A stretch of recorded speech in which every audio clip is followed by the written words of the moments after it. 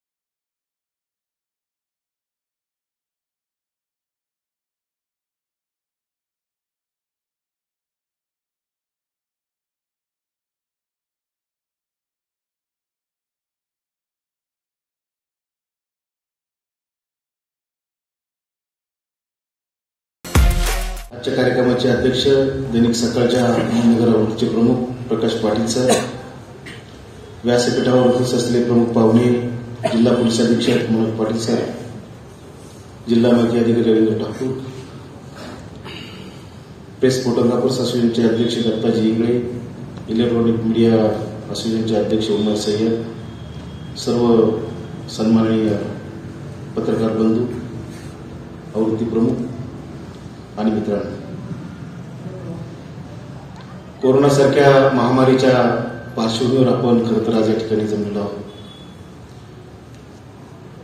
पत्रकार दिनाचा हा कार्यक्रम भव्य दिव्य व्हावा अशी सर्वांची इच्छा होती, अपेक्षा होती, परंतु सरकारने घालून दिलेली बंधनं आणि आपण पाळत असलेले सामाजिक भान या पार्श्वभूमीवर निवडक लोकांच्या उपस्थितीमध्ये हा कार्यक्रम आपण या ठिकाणी आयोजित केलेला आहे। खरं तर गेल्या दीड वर्षामध्ये कोरोनाच्या कालावधीमध्ये आपल्या क्षेत्रातील अनेक मान्यवर आपण गमावून बसतो। नगरमध्ये ज्येष्ठ पत्रकार आणि अहमदनगर प्रेस क्लबचे माजी अध्यक्ष सुधीरजी मेहता असतील, प्रकाशजी भंडारे असतील, नंदकुमार सोनार असतील, अशोकराव तुबे असतील, यांच्यासह अनेक जण, अनेकांच्या कुटुंबातील सदस्य आपण गमावून बसतो। या सर्वांना मी सर्वप्रथम प्रेस क्लबचा अध्यक्ष या नात्याने भावपूर्ण आदरांजली अर्पण करतो, श्रद्धांजली अर्पण करतो।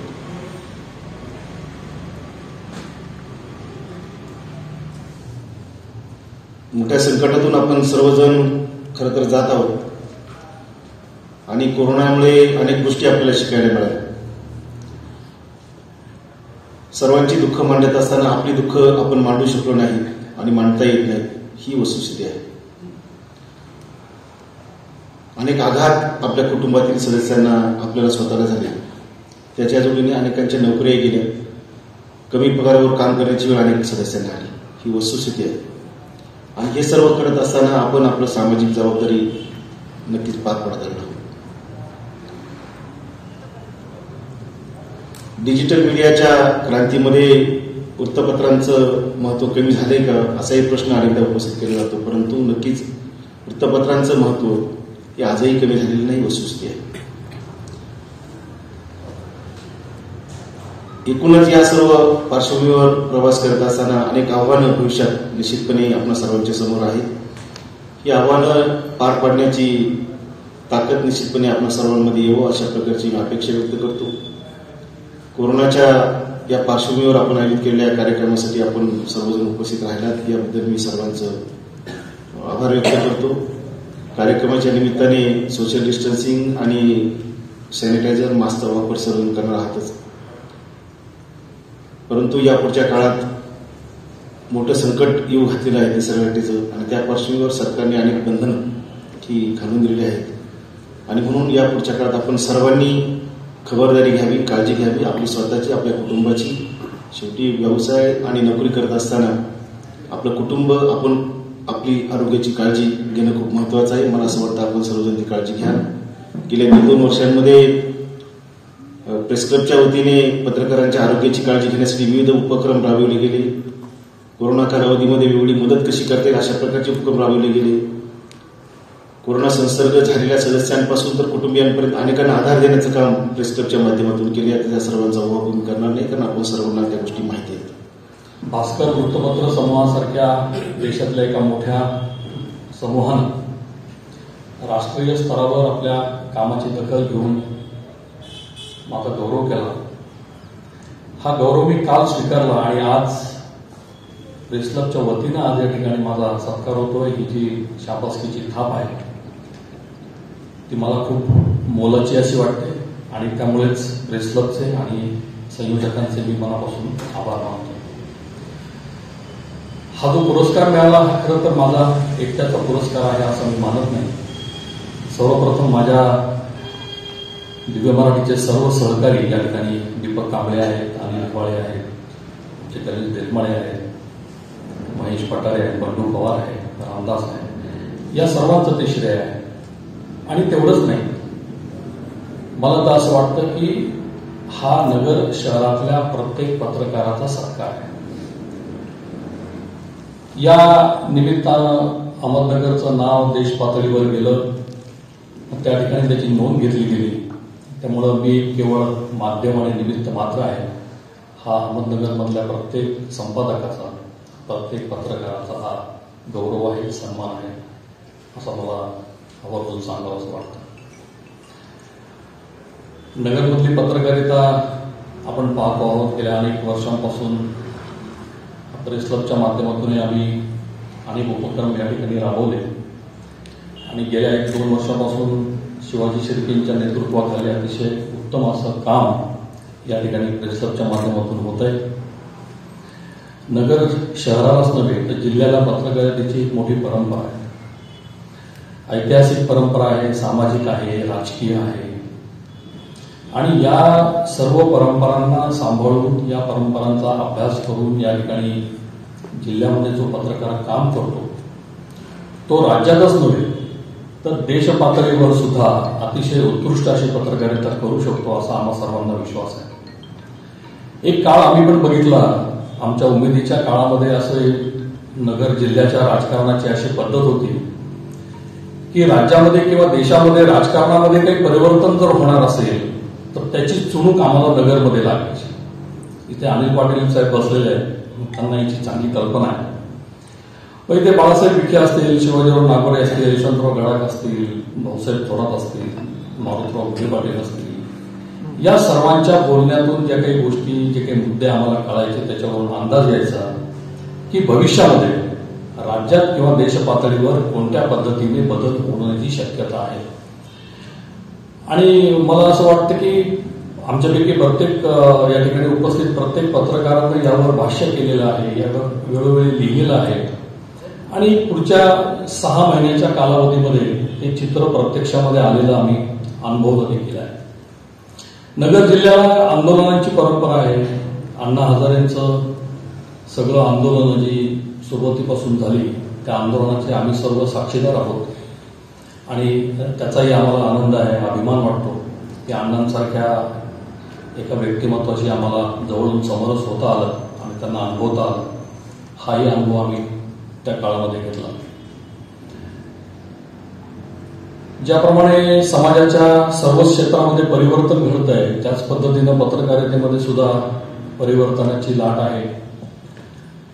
पूर्वी लेखणी आणि कागद हा पत्रकारासाठी महत्वाचा होता. आता मोबाईल फोन, कॉम्प्युटर्स ही सर्व इलेक्ट्रॉनिक्स माध्यमं जी आहेत, साधनं जी आहेत, त्याचा वापर हा मोठ्या प्रमाणावर केला जातो. म्हणजे एका अर्थानं गती प्राप्त झाली. पूर्वी बातमी घडल्यानंतर नगरच्या मुख्यालयामध्ये येण्यासाठी 4-5 तासांचा कालावधी लागायचा. मग टेलिप्रिंटर असेल, फॅक्स असेल किंवा फोन असेल, तार असेल, या साधनांचा वापर बातमीच्या माध्यमासाठी आम्हाला नेहमी करावा लागायचा. पण आता ज्या क्षणाला बातमी घडते त्या क्षणाला ती सर्व सोशल मीडिया असेल, युट्यूब चॅनल्स असतील, या सर्व माध्यमातून ती बातमी लोकांपर्यंत पोहोचते. पण अजूनही बातमी मागची बातमी जर वाचायची असेल तर प्रिंट मीडिया शिवाय वाचकांनाही पर्याय राहिलेला नाही.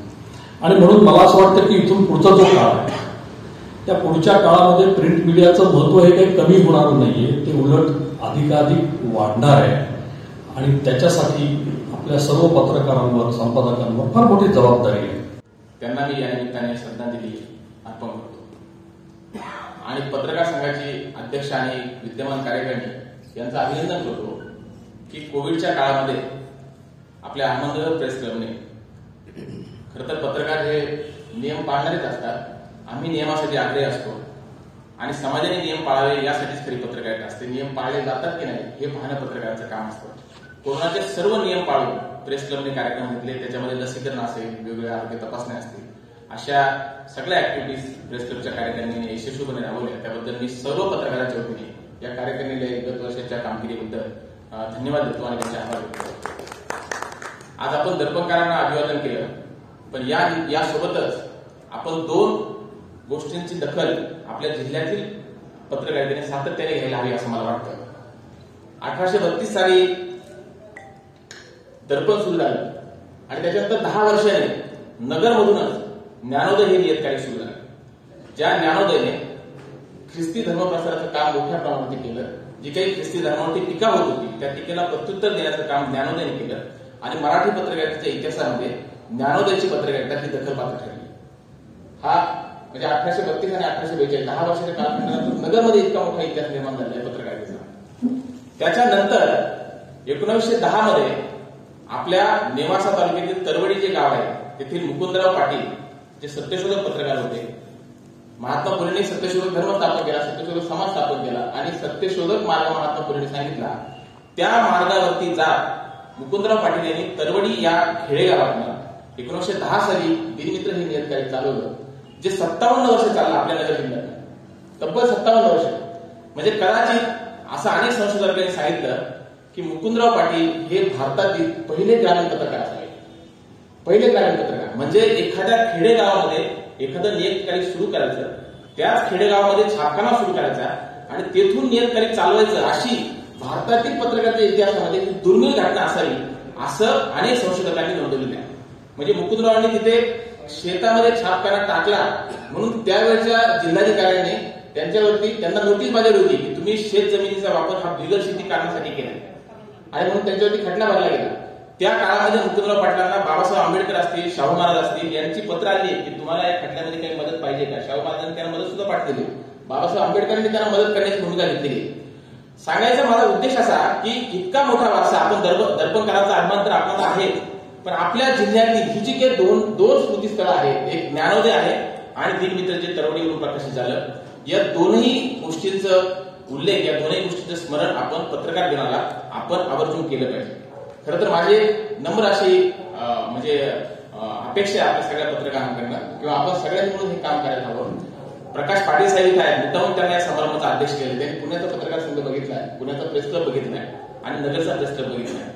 खरं तर आपण मित्र ठीक आहे, आपल्यामध्ये संघटना असतील, आपल्यामध्ये काही वैचारिक मतभेद असतील, परंतु आपण पत्रकार म्हणून एक व्हायला हवं. आपण संघटनांनी सुद्धा एक व्हायला हवं. आपलं नगर हा इतका म्हणजे आता बऱ्याच ठिकाणी उल्लेख झाला की पत्रकारिता करण्यासाठी तुम्हाला पुण्या, मुंबई, दिल्लीला गेलं पाहिजे. पण पाटील साहेब तुम्हाला सांगितलं पाहिजे मला की आज पत्रकारितेचे आयाम बदलले आहेत, नवीन टेक्नॉलॉजी आहे, त्यामुळे पत्रकारितेत तुमचं नाव कमवण्यासाठी तुम्हाला दिल्लीला जाण्याची गरज नाही. अगदी आपल्या नगर जिल्ह्यातील एखाद्या जामखेड सारख्या तालुक्यातला पत्रकार सुद्धा दिल्लीच्या पत्रकाराला तोडीसतोड पत्रकारिता आज इथे करू शकतो. कारण का की पत्रकारितेची साधनं बदललेली आहे.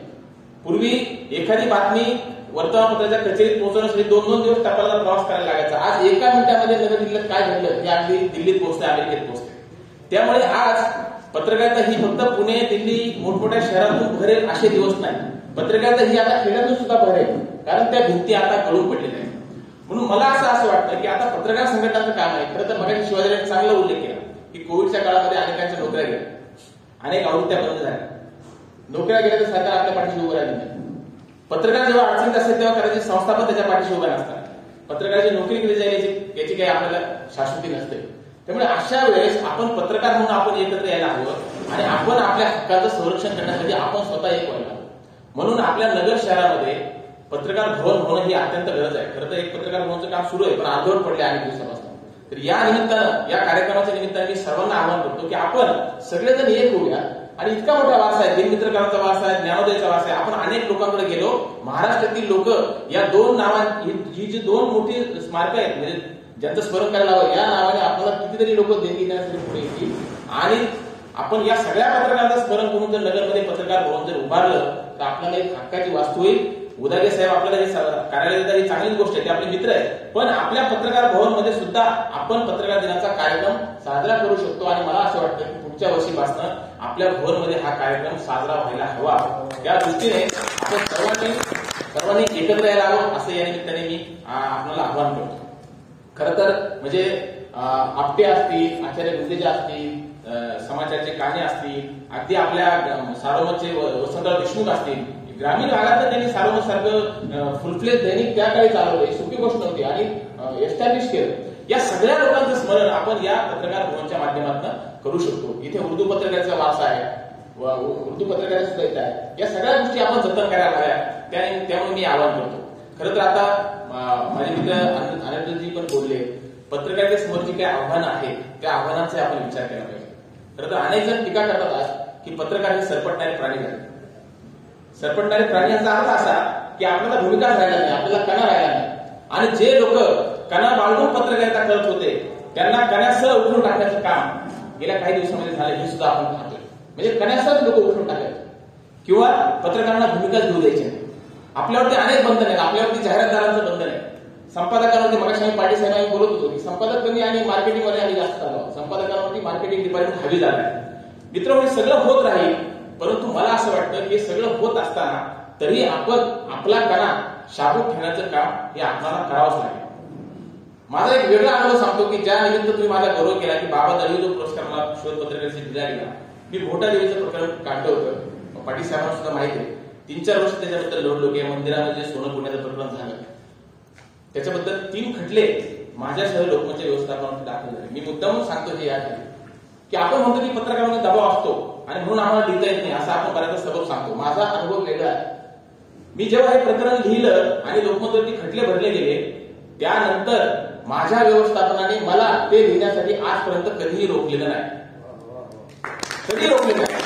मालक असतील किंवा मॅनेजमेंट असेल, उलट माझ्या नावाचा ठराव मॅनेजमेंटने केला की या खटल्यामध्ये सुधीर लंके हे सगळे निर्णय घेण्यामध्ये, त्यांना सगळे निर्णय घेण्याचे अधिकार आम्ही व्यवस्थापन देत आहोत. आणि कोर्टामध्ये सगळे निर्णय घेण्याचे अधिकार माझ्या व्यवस्थापनाने मला दिले आणि व्यवस्थापन माझ्या पाठीशी उभं राहिले. 3 खटले होते आमच्या विरोधात, म्हणजे पोलीस स्टेशनला गुन्हा दाखल होता, कोर्टात खटले होते, खटले सगळे आम्ही लढलो आणि मी लिहित राहिलो. लिहित राहिल्यानंतर हायकोर्टाने त्याची दखल घ्यावी लागली आणि त्या ट्रस्टी विरोधात, ज्याच्यामध्ये जिल्हा न्यायाधीश सुद्धा आहे, त्यांच्यावरती गुन्हे दाखल झाले. सांगण्याचं तात्पर्य असं की आपणावरती दबाव आहे म्हणून आपण काही लिहायचं नाही, ही जी आपण भूमिका घेतो आहे ही चुकीची आहे. मला असं वाटतं आपला अधिकार जो दिला आपल्या संस्थेने तो आपण बजावला पाहिजे, आपण लिहित राहिले पाहिजे. ज्यावेळेस आपल्याला असं वाटतं की आपल्याला आता लिहिता येत नाही, अत्यंत स्वातंत्र्याचा संकोच होत आहे, त्यावेळेस आपण निर्णय घेण्यासाठी आपण मोकळे आहोत. त्यामुळे आपल्याला जे काही स्वातंत्र्य मिळालं आहे, भले मर्यादित असेल, तर त्या स्वातंत्र्याचा उपभोग आपल्या पत्रकारांना घेता आला पाहिजे. आणि आता शिवाजींनी सांगितलंय की नवीन मीडिया आता येतोय, आता म्हणजे मेनस्ट्रीम पत्रकारिता आहे, इलेक्ट्रॉनिक माध्यम आहे, पण आता न्यू मीडिया येतोय, सोशल मीडिया येतोय. याच्यामध्ये अनेक आपले सहकारी हे सोशल पोर्टल चालवतात. खरं तर हे पोर्टल सुद्धा आपण संविधानिक मार्गाने जर चालवले तर त्यातून सुद्धा एक समाजाचा चांगला आवाज उठू शकतो. शेवटी पत्रकारिता ही गोष्ट अशी आहे की लोकांना अभिव्यक्ती स्वातंत्र्य द्यायचं आणि लोकांच्या अधिकारांचं, हक्कांचं जागर आपण या निमित्ताने करायचं, आपण लोकशाहीचा जागर या निमित्ताने करायचा आहे. मला असं वाटतं की आपण सगळेजण हा जागर करत राहू आणि जशी काही जी काही आपल्या पत्रकारितेचा जो वारसा आहे तो वारसा आपण सगळे मिळून तो वारसा जतन करूयात, अशी शुभेच्छा मी या निमित्ताने देतो. पत्रकार दिनाच्या अनुषंगाने दरवर्षी 6 जानेवारी आपण पूर्ण राज्यामध्ये प्रेस क्लब असेल, पत्रकार संघटना असतील, छोटे मोठे कार्यक्रम घेत असतात. त्या निमित्ताने सर्व पत्रकार बंधू एकत्र येतात.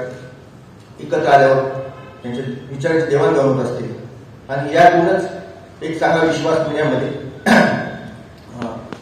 निर्माण होत असतो.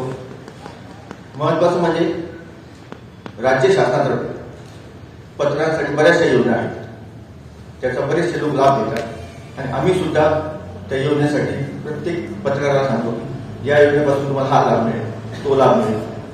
तर ह्या सगळ्या अनुषंगाने आपण सुद्धा शासनाच्या ज्या काही योजना आहेत त्या एकदा ऑफिसमध्ये येऊन बघून घ्या आणि त्याचा लाभ घ्या. विशेष म्हणजे मी आज राज्य शासनातर्फे आणि माहिती व जनसंपर्क महासंचालनातर्फे आपल्या सर्वांना दर्पण दिन आणि पत्रकार दिनाच्या शुभेच्छा देतो. आणि चित्रकार मित्र, सर्व इलेक्ट्रॉनिक मीडियाचे मित्र, गेली 30 वर्ष समोर बसलेल्या आणि व्यासपीठावर असलेल्या पत्रकार मित्रांशी काम करताना वृत्तपत्र छायाचित्रकार म्हणून जी गरज पत्रकारितेत आहे, पत्रकार आणि वृत्त छायाचित्रकार हा एकाच नाण्याच्या 2 बाजू आहेत. जर पत्रकारांनी सांगितलेली घटना वृत्तपत्र छायाचित्रकाराने व्यवस्थित जर त्याला हे करून त्याच्यापर्यंत पोहोचवली तर त्या बातमीत अधिक जिवंतपणा येतो. मी पुन्हा एकदा आपल्या सर्वांना पत्रकार दिनाच्या शुभेच्छा देतो आणि सगळ्यांची माफी मागतो की अनेक वर्षानंतर मला बोलायला उठवलं. पुन्हा एकदा सर्वांचे धन्यवाद. जिल्हा माहिती अधिकारी ठाकूर साहेब, प्रेस क्लबचे अध्यक्ष शिर्के साहेब, फोटोग्राफर असोसिएशनचे इंगळे साहेब, माननीय आजच्या कार्यक्रमाचे अध्यक्ष पाटील साहेब, या ठिकाणी उपस्थित असलेले सर्व आदरणीय संपादक महोदय आणि पत्रकार बंधू, शिर्के साहेब, आपला आणि सर्वांचं मनपूर्वक आभार आणि अभिनंदन की आपण कोविडच्या नॉर्म्सचं 100% पालन करत आजचा कार्यक्रम आयोजित केला. मला आठवत आहे बरोबर 1 वर्षापूर्वी असाच एक कार्यक्रम आपण दवाखान्यामध्ये घेतला होता आणि त्यावेळेला कोविडची लाट येईल काय, दुसरी लाट, अशा विचारात आपण सगळेजण होतो आणि 2-3 महिन्यांनी ती लाट आली. आज आपण ज्या तिसऱ्या लाटेच्या उंबरठ्यावरती त्याची बहुतेक सुरुवात झालेली आता दिसतेच. गेल्या आठवड्याभरात इतक्या मोठ्या संख्येने आकडे वाढत आहेत की 500-600 केस महाराष्ट्रामध्ये होत असताना एकदम आता 18,000-20,000च्या आसपास आपण 8-10 दिवसामध्ये पोहोचलोय. त्यामुळे हा एक कार्यक्रमाचा आणि कोविड नॉर्म्स संदर्भामध्ये आपण जी काळजी घेतलेली आहे ते खरंच आदर्श होत आहे असं मला सांगायचं. खरं तर साहेब, प्रेस क्लब किंवा प्रेस क्लबचा कार्यक्रम म्हणून या ठिकाणी बसलोय, पण प्रेसचा संपर्क माझा तसा रोजचाच आहे. रोजच माझ्या कार्यालयामध्ये प्रेस मीट होत असते. आज फक्त ठिकाण बदललंय आणि औचित्य वेगळं आहे. नगरमध्ये ज्यावेळेला माझी बदली झाली त्यावेळेला सांगितलं गेलं होतं की अतिशय जागरूक जिल्हा आहे. या जिल्ह्यामध्ये काम करणं हे तेवढं सोपं नाही. इथे गेल्या 1-1.5 वर्षाचा अनुभव जो होता, या अनुभवामध्ये सुद्धा तेच पाहायला मिळालं. पण याची कारणं शोधत असताना अनेक कारणांमध्ये मग राजकीय जागृती असेल किंवा लोकांच्या मनामध्ये प्रशासनाप्रती पाहण्याचा जो दृष्टिकोन असतो, हे सगळे जरी बघितले तर मला वाटतंय नगरमध्ये काम करणं अवघड हे कदाचित इथल्या प्रेसमुळेच असतं. मी हे काही निगेटिव्ह पद्धतीनं निश्चित बोलत नाही आणि इथे प्रेसमध्ये ही जागृती आहे.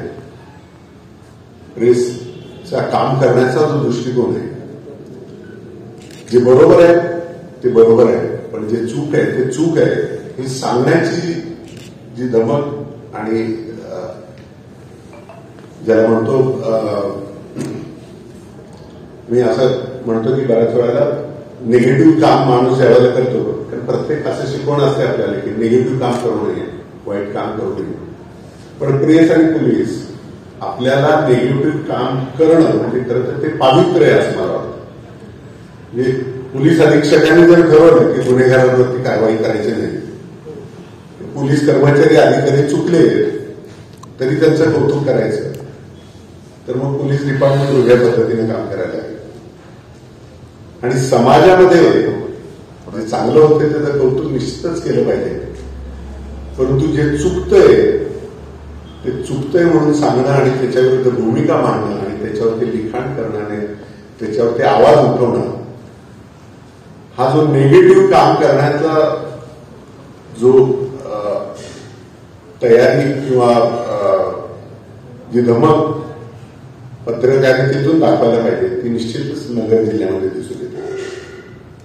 हे पोलीस प्रशासन असेल, राजकीय लोक असतील, ते समाज असेल, या तिन्ही माध्यमांवरती कुठेतरी जो लोकशाहीचा चौथा स्तंभ म्हणून जो अंकुश असायला पाहिजे तो अंकुश आपण या ठिकाणी ठेवता, याच्याबद्दल मला वैयक्तिक आपलं खूप कौतुक करायचं वाटतं. आपण असं म्हणतो की प्रेस म्हणजे लोकशाहीचा चौथा स्तंभ आहे, तर मला या ठिकाणी निश्चित असं म्हणायचं की प्रेस म्हणजेच लोकशाही आहे. तो स्तंभ आहे, पण त्याच्याबरोबर जिथं चांगली प्रेस आहे, जिथं निर्भीड काम करणारी प्रेस आहे, तीच लोकशाहीचं खरं प्रतीक आहे. गेल्या अनेक वर्षात विविध क्षेत्रामध्ये ज्या पद्धतीचं डायनॅमिकली ग्राउंड रिअलिटी बदलते, त्याच्यामध्ये सर्वात वेगानं डायनॅमिक जिथं बदलत असेल तर ते प्रेसमध्ये. म्हणजे पूर्वीच्या काळी काल काय झालं अशी बातमी ची वाट लोक बघायची की काल काय घडलंय ते सकाळी उठून वाचायचं. मधल्या काळामध्ये आज काय झालं इथंपर्यंत झालं. परंतु आता आपण ज्या परिस्थितीमध्ये काम करतोय तिथे सर्वसाधारण वाचकांची आणि नागरिकांची अपेक्षा येईल की आत्ता काय झालं, या क्षणाला काय झालं. म्हणजे बातम्या इतक्या वेगानं द्यायची अपेक्षा लोकांच्याकडून येते आणि आपण सर्वजण ही अपेक्षा पूर्तता करताय. एवढं बदलणार जे सगळे डायनॅमिक्सला तुम्ही ऍडजस्ट करून आपलं काम करताय हे खरंच कौतुकास्पद आहे. आम्ही असं म्हणतो बऱ्याच वेळेला पोलीस गोपनीय यंत्रणा असते आणि या गोपनीय यंत्रणेकडून आम्हाला पटपट बातम्या मिळत असतात. पण आज या कार्यक्रमानिमित्त माझ्या सर्व पत्रकार बंधूंना मला प्रांजळपणे सांगायचं या ठिकाणी की तुम्ही प्रेस मीटच्या माध्यमातून ज्या वेळेला मला रोज भेटता त्यावेळेला मी जेवढ्या बातम्या देतो त्याच्यापेक्षा जास्ती बातम्या तुम्ही मला देता. म्हणजे खाली काय चालू आहे, कुठं काय चालू आहे, कुठं म्हणजे आमच्याकडे डीएसबी आहे, आमच्याकडे आयबी आहे, आमच्याकडे आमच्या गोपनीय यंत्रणा आहे, त्याच्यापेक्षा खूप वेगानं न्यूज आणि खऱ्या न्यूज तुमच्याकडून मिळतात. हे काय आहे तुमचा सोर्स मी विचारू शकत नाही, पण निश्चितच एवढा आहे की खूप वेगानं इथली पत्रकारिता चालते. खूप वेगानं आपण माहिती कलेक्ट करता आणि एवढा मोठा जिल्हा असून सुद्धा कानाकोपऱ्यामध्ये काय चालू आहे याची माहिती इथपर्यंत येत असते. नगर मध्ये ज्या ज्या काही घटना घडल्या त्या घटना राष्ट्रीय लेवलपर्यंत घेऊन जाण्याचं काम खरंच आपण सर्वजणांनी केलेलं आहे. आणि लंके साहेबांनी सांगितल्याप्रमाणे निश्चितच आता सध्या परिस्थितीमध्ये पत्रकारिता ही दुसऱ्यावरती अवलंबून न होता स्वतः कसं करता येईल याचे सर्व ग्राउंड रिअलिटीज आता बदलत आहेत. मला निश्चित खात्री आहे या सगळ्या कामामध्ये आपण स्वतःला अलाइन करून पत्रकारितेच्या अपेक्षा ज्या समाजाकडून आहे याची पूर्तता करण्याचं काम निश्चित कराल. आपल्याला सर्वांना पत्रकार दिनाच्या मी हार्दिक शुभेच्छा देतो. ह्या नगर जिल्ह्यामध्ये गेल्या वर्षीच्या 9 डिसेंबरमध्ये मी आलो, त्याला 1 वर्ष झाले आहे. तसा नगरचा माझा जुना परिचय आहे. मी 2006ला पुण्यामध्ये सकाळ जेव्हा जॉईन केलं तेव्हा इथे ते वसंत भोसले संपादक वगैरे नगरचं काम पाहत होते आणि त्यांच्या जोडीला मी होते. 2000 ते 2011 पर्यंत मी नगरचं काम पाहिलेलं आहे. जिल्ह्याचे दौरे केलेले आहेत. त्यावेळी नगरमधून आमचे तत्कालीन नेते बाळासाहेब पोटे येथे काम पाहत होते. नगर जिल्ह्याची बरीच माहिती तशी आहे, ती नाकारता येणार नाही. प्रचंड पोटेन्शियल असलेला हा जिल्हा आहे. संस्कृती आहे, येथे सहकार्य आहे, राजकारणी घराणे आहे, नाट्यपंथाची वीण येथे जोडलेली आहे, याची मला जाणीव आहे. सेन्सिटिव्ह हा शब्द तर नगरसाठी नेहमीच वापरला जातो. नगरची काही जी प्रतिमा आहे ती चांगलीच आहे. नगरचा इथे काही जो वारसा आहे, ठेवा आहे, तो महाराष्ट्रासाठी आदर्शवतच आहे. त्याबद्दल मला त्याचा अभिमान वाटलेला आहे, वाटत राहतो. पत्रकारितेला संपादकांना कुठल्या सीमा नसतात असं मला वाटते. मी काही नगरचा नाही, नगर माझी मातृभूमी नाही, पण मी आता ही गेल्या वर्षापासून काम करतो, माझी कर्मभूमी आहे असं मानतो मी. मित्रांनो, मला एक गोष्ट नक्कीच तुम्हाला शेअर करायची आहे की माझं गाव तसं तासगाव तालुक्यातील कवठेकण मध्ये आहे. कवठेकण मध्ये एक वडा आहे, त्याच्या बाजूला एक नागावकोटे म्हणून गाव आहे. इतिहासाच्या भूगोलावर त्या गावाचं कुठे नाव नाही, मला माहीत नाही. 20-25 किलोमीटरवरच ते आराराबांचं गाव आहे. ते आंजणी हे महाराष्ट्रात झळकलं, देशात झळकलं. साता समुद्र पार आबाने आपलं नावाचं गाव, आपलं नाव कमवलं. ते आपल्या आबाने आपल्या आंजणीचं पण नाव सगळ्या जगाला माहिती करून दिली. मी सांगली जिल्ह्यातला तासगाव तालुक्याचा असलो तरी माझं काय वास्तव्य तासगाव तालुक्यात खूप वर्ष नव्हतं. माझा जन्म पठाणकोटमध्ये झाला. वडील लष्करामध्ये होते. वडील नोकरी निवृत्त झाल्यानंतर थोडी जिरायत शेती होती, ती काय करायची, आपण इथे जगू शकत नाही, तर आपण पुन्हा दुसरी नोकरी करायला पाहिजे का, म्हणून माझे वडील पालघरला गेले. तिथेच माझं पूर्ण शिक्षण गेलं, बालपण गेलं, शिक्षण गेलं. पालघरच्या अंगा खांद्यावर मी खेळलो. पालघर तुम्हाला माहित असेल नसेल माहित नाही, मुंबईच्या तोंडाशी आहे. 123 किलोमीटर आहे चर्चगेट ते पालघर हे अंतर. पूर्वी आदिवासी किंवा तो ट्रायबल एरिया होता. म्हणजे ठाणे जिल्ह्यात 13 जिल्हे होते. मी पालघर आणि ठाणे जिल्ह्याची नेहमीच तुलना करतो की आपल्याकडे 14 तालुके आहेत नगर जिल्ह्यामध्ये आणि तिथे 13 होते. त्या जिल्ह्याचं विभाजन झालं. त्यापैकी 6 जिल्हे हे आदिवासी तालुक्यातले होते. हा पालघर हा आदिवासी तालुका होता. आदिवासी तालुक्यातल्या मुलांच्या मांडीला मांडी लावून बसलो. तिथे आगरी लोक होती, आदिवासी होती, कुणबी होती, भंडारी होती, नरूचा व्यवसाय करणारी होती, ताडी विक्री करणारी होती. तुम्ही जर तुमचं गाव सोडलं, शहर सोडलं, तुम्हाला वेगवेगळ्या ठिकाणी मुसाफिरी करता आली तर तुमच्या ज्ञानात किंवा तुमच्या ज्ञानाच्या कक्षा रुंदावतात. तुम्ही पुस्तकं वाचली पाहिजेत, हेही खरंच आहे. माझं मराठी पण खूप चांगलं नव्हतं, मी तुला मला खरं सांगतो. एक एसटी ड्रायव्हरचा मुलगा आहे मी. माझी आई अशिक्षित होती. मला काही मराठीचा गंध नव्हता. इंग्लिश हिंदी तर खूपच लांब होतं. पण पालघर हे गुजरात बॉर्डर असल्यामुळे गुजराती तिथे खूप चांगलं बोलायचं. योगायोगाने मी पत्रकारितेत पाऊल ठेवलं लोकसत्तेला 1992 मध्ये. सुभाष देशपांडे नावाचे तिथे वरिष्ठ संपादक होते, चिप्सक होते. माधव गडकरी संपादक होते. त्यानंतर अरुण टिकेकर साहेब आलेले होते. का ग्रामीण भागातून आलेल्या मुलाने लोकसत्तेच्या त्या नरमन पॉइंटला त्या टॉवर मध्ये जाणं, तिथे बसणं. मी ज्या दिवशी तिथे गेलो, डिप्लोमा त्यावेळेला केलेला होता. मला वाटतं 1 वर्षाचा डिप्लोमा त्यावेळेला असं होता. अंधेरीला मिठीबाईला केलं. लोकसत्तेत मी पाय ठेवल्यानंतर मला असं वाटलं की ते आपण एक पत्रकारिता करूच नाही, हे आपलं काम नाही. कारण आपल्याला चांगलं मराठी येत नाही, इंग्लिश हिंदी तर खूपच लांब राहील. पुढे मला असं कळलं की नाही, इथे नुसतं मराठी होऊन चाललं नाही, चांगलं मराठी यायला पाहिजे, चांगले इंग्लिश यायला पाहिजे, चांगले हिंदी यायला पाहिजे. मराठी वृत्तपत्रे आपण मराठीत काढत असलो तर इथे इंग्लिशचा संबंध येतो, प्रत्येक भाषेचा संबंध येतो, प्रत्येक क्षेत्राचा संबंध येतो. मला एक त्यांनी सुभाष देशपांडेंनी मला एक कॉपी ट्रान्सलेटिंग साठी दिलेली होती. माझ्या घरात कधीही इंग्रजी पेपर आलेलं नव्हतं, दैनिक येण्याचा संबंधच नव्हता. तरी माझे वडील एक नवशक्ती नावाचं एक तिथे मुंबई दैनिक प्रसिद्ध होते, ते आमच्याकडे यायचे. ते वाचायचो आधीमध्ये कधीतरी. इंग्रजी भाषांतराला कॉपी दिली तर मला इंग्रजी काय येते, आता ते शब्द मी जर सांगितलं तर योग्य होणार नाही. थोडस ते बोलणं योग्य नाही, चुकीचं वाटेल ते. तर माझ्याकडून ती फार मोठी घोडचूक झालेली होती. आणि थोड्या वेळाने मला त्या देशपांडे सरांनी बोलवलं. कोण आहे प्रकाश पाटील, इकडे. मी जेव्हा तिथे गेलो, काय लिहिलं असेल वाच. मी 3 वेळा वाचून दाखवलं होतं, तर सगळे तिथे हसायला गेलो. मला एवढा अपमान झाला की मला असं वाटतं ही जमीन का मला आताच्या आता घेऊन सुरू करत नाही.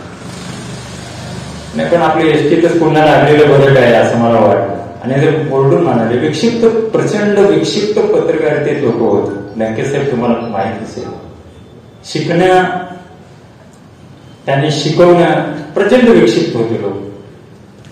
अशा विक्षिप्त लोकांच्या किंवा जे विद्वान होते त्यांच्यावर आजच्या जर तरुण पिढीला पत्रकारितेत आज जर काम कर म्हणले असते तर ते 15 दिवस पण मला वाटत नाही टिकले असते. काय जिल्ह्यातल्या महत्त्वाच्या बातम्या जाणून घेण्यासाठी आजच आपल्या आवडत्या नगर संघर्ष न्यूज सबस्क्राईब करा व त्या शेजारील बेल आयकॉनला क्लिक करा व इंस्टाग्राम व शेअरचॅटला फॉलो करा.